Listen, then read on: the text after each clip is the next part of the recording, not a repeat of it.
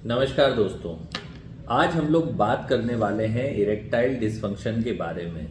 अगर किसी व्यक्ति को इरेक्टाइल डिसफंक्शन हो जाता है यानी उसके लिंग में उत्तेजना पूरी तरीके से नहीं बन पाती है तो ऐसी स्थिति को हम इरेक्टाइल डिसफंक्शन कहते हैं। लेकिन इरेक्टाइल डिसफंक्शन को भी मेडिकल साइंस ने 3 अलग अलग स्टेजेस में बांटा है। आइए जानते हैं कि इरेक्टाइल डिसफंक्शन लक्षणों के आधार पर कौन से समय क्या स्टेज बनती है या आपका जो इरेक्टाइल डिसफंक्शन है वो कौन सी स्टेज का है। सबसे पहले आता है mild erectile dysfunction.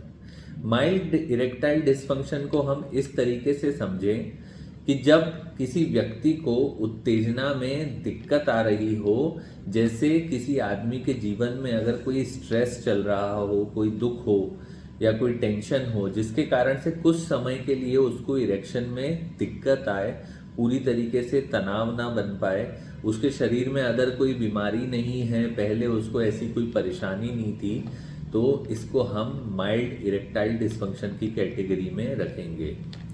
Mild erectile dysfunction में अगर व्यक्ति सुबह सो के जब उठता है तो उसको इरेक्शन लगभग रोज मिलता है, इरेक्शन होता है सहलाने पे।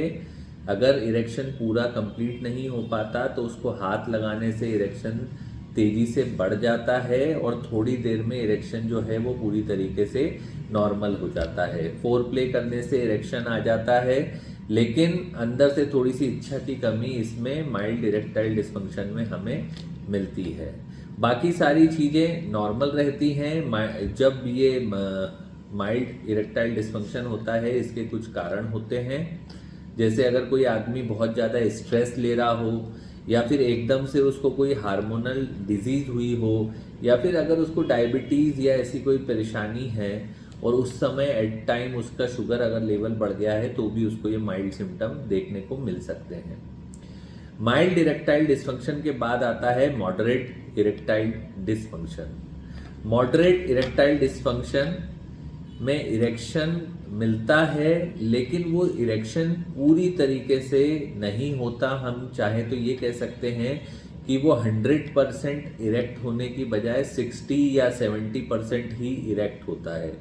और एक बार अगर पूरा इरेक्शन बन जाता है तो बीच में कभी थोड़ा लूज हो जाना, थोड़ी देर में फिर उसको सहलाना पड़े, उसके बाद इरेक्शन वापस बनना, इसको हम माइल्ड मॉडरेट कैटेगरी में रखेंगे। अगर इसको हम माइल्ड से कंपेयर करें तो माइल्ड इरेक्शन में जब इरेक्शन एक बार पूरी तरीके से बन जाता है तो वो पूरे समय के लिए बना रहता है, और मॉडरेट में इरेक्शन पूरा होने के बाद बीच में वो कभी भी लूज हो सकता है।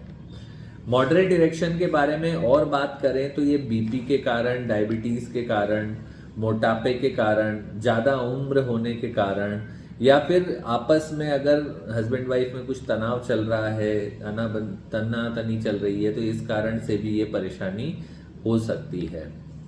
अगर वो एक बार इरेक्ट हो जाए, इरेक्ट होने के बाद पेनिट्रेशन की अगर बात करें तो वो पेनिट्रेट भी कर पाएगा, लेकिन पेनिट्रेशन के बाद वो बीच में कभी भी लूज हो जाता है। मॉर्निंग साइन की बात करें तो कभी कभी इरेक्शन मिलता है, कभी नहीं मिलता है। इरेक्टाइल डिसफंक्शन में या सेक्सोलॉजिस्ट जब एक पेशेंट से क्वेरी करता है तो वो पेशेंट की हेल्दी लाइफ जानने के लिए सबसे इम्पोर्टेंट क्वेश्चन जो पूछता है वो है मॉर्निंग साइन, यानी जब व्यक्ति सुबह सो के उठता है तो इरेक्शन कैसा बनता है, इरेक्शन पूरा प्रॉपर बनता है या नहीं बनता।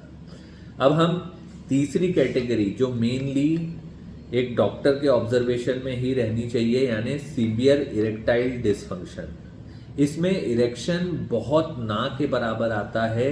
अगर हम 100% में से बात करें तो 20% ही इरेक्शन आ पाता है, 80% जो पेनिस है वो डाउन रहता है। इसके पीछे बहुत सारे कारण हो सकते हैं। अगर आदमी बहुत ज़्यादा अल्कोहल लेता हो, स्मोकिंग बहुत ज़्यादा करता हो, या फिर उसका बीपी बहुत ज़्यादा बढ़ा हुआ हो, डायबिटीज़ बहुत ज़्यादा हो, बहुत ज़्यादा ओबेसिटी हो, कोई हार्मोनल डिस्टरबेंस हो, ऐसे पेशेंट्स में सीवियर इरेक्टाइल डिसफंक्शन देखने को मिलता है। इसमें यह देखा जाता है कि आदमी अगर अपने पार्ट को सहलाएगा तो भी उसका इरेक्शन जो है वो पूरा नहीं बन पाएगा, पूरी तरीके से उत्तेजित नहीं हो पाएगा। जो 20-30% इरेक्शन आएगा वो भी थोड़ी देर में लूज हो जाएगा। इसको हम मेनली सीवियर इरेक्टाइल डिस्फंक्शन की कैटेगरी में जो है वो डालते हैं।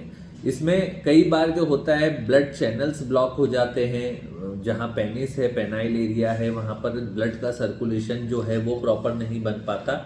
इस कारण से भी सीवियर इरेक्टाइल डिस्फंक्शन होता है। मैंने आपको तीनों कैटेगरी बताई, माइल्ड, मॉडरेट एंड सीवियर। तीनों का ही ट्रीटमेंट हमारे क्लिनिक पे पूरी तरीके से उपलब्ध है। ये बीमारी बिल्कुल ठीक हो जाती है। जिनको माइल्ड केस होता है उनको 5 से 10 दिन के भीतर ही सुधार दिखने लग जाता है, फिर भी हम मरीज को 2 से 3 महीना दवा खिलाते हैं। मॉडरेट इरेक्टाइल डिस्फंक्शन का जो इलाज है इसमें 15 दिन लगभग लगते हैं अच्छा रिजल्ट मिलने में, और इस इलाज को हम 3 से 5 महीने तक चलाते हैं। और जो सीवियर इरेक्टाइल डिस्फंक्शन है इसमें 20 से 30 दिन के बीच में पेशेंट को रिजल्ट मिलने लग जाता है, क्योंकि इसमें अंडरलाइन कॉजेज बहुत सारे होते हैं। जैसे अगर किसी का शुगर बढ़ा हुआ है या बीपी बढ़ा हुआ है या अदर कोई फैक्टर है जिसके कारण से परेशानी हो रही है, तो इस बीमारी के साथ उसको भी करेक्ट करना पड़ता है। तो इसमें थोड़ा सा समय लगता है, 20 से 30 दिन के भीतर पेशेंट को आराम पड़ने लग जाता है, और ऐसे मरीजों को हम लगभग 6 महीने का कोर्स पूरा करवाते हैं।